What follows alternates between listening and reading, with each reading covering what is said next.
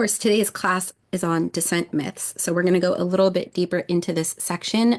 We begin with a quote from Sylvia Brinton Pereira, who wrote an incredible book, Descent to the Goddess, which is about the descent of Inanna. So if you're interested in that myth, I do recommend this book. She says, the motif of descent is commonplace in Jungian work.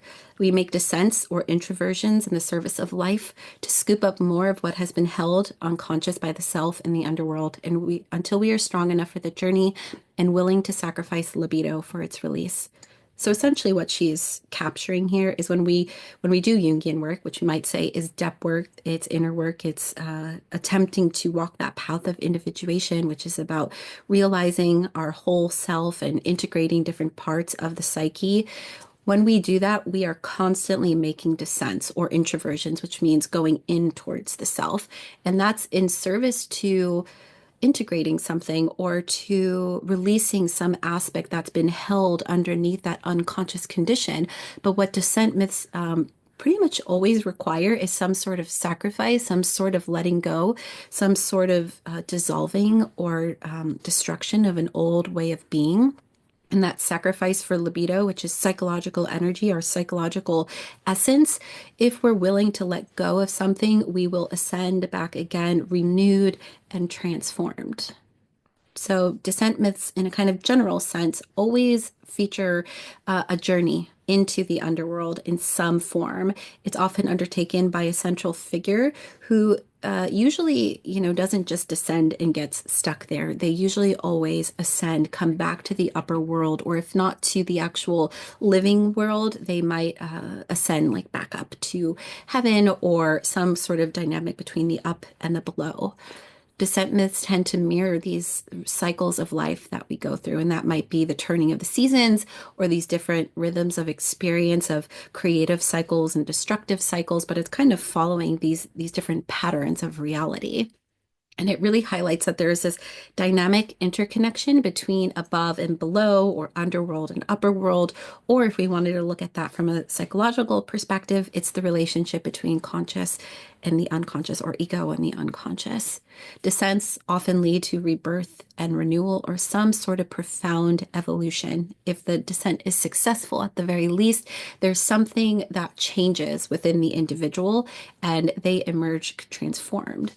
These descent myths also serve as really powerful rites of passage. There are many ancient cults or religious systems really that are built around descent myths. We have, of course, with Persephone and Demeter, the Eleusinian mysteries that were built around it. Through Orpheus, we have Orphism.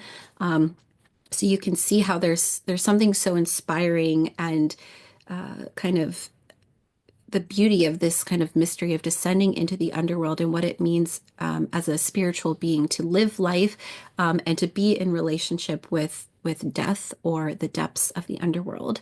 And of course, other famous examples of descent myths, as we mentioned, Inanna, she descends to Ereshkigal. Dante is a descent myth. He is guided all the way to the bottom of the Inferno and then back up to Paradiso. And then, of course, we have Heracles, who journeys to the underworld for his 12th labor. And there are many more examples.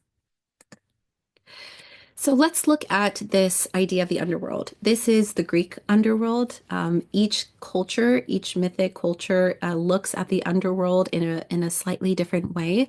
But to the Greeks, there is this sense that the underworld, ruled by Hades or Pluto, is this place that is not just a land of the dead. It is not a place, especially compared to the Christian underworld or the Christian hell, a place of torture or reconciliation or banishment or anything like that. It's actually a total like kind of city of teeming with life and individuals who are interacting in all these dynamic ways. So when we look at the name of Hades or Pluto, has some really interesting connotations. He's called the unseen one, the knower of all noble things, and the giver of wealth. So Hades, the underworld, is full of life. But it does operate on these very different principles. The way that life happens in the upper world or in the world ruled by Zeus, we might say, is very different than the one ruled by the underworld king and queen, Hades and Persephone. There's something about the unseen and mysterious dynamics that lay below the surface, and yet there is this kind of way that the hand of the underworld can reach out and grab someone from the upper world. So there's constantly kind of sitting in the shadows, affecting it, influencing it. Psychologically, we can see this as the unconscious as this source of vitality that runs through its own rules. We might want to impose our own beliefs or desires or ways of approaching things from a conscious perspective, but when we descend into the unconscious, we are no longer playing by our own rules. We have to kind of surrender to something greater. There's also wisdom in knowing. The knowledge of life's mysteries and challenges are often held in the underworld. Many figures have to descend mythically to learn something, to gain some sort of insight.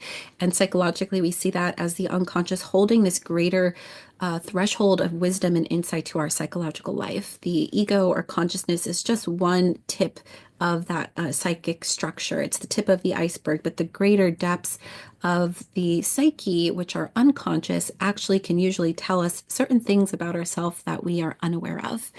And last, we can kind of look at the underworld symbolically as containing these riches from below.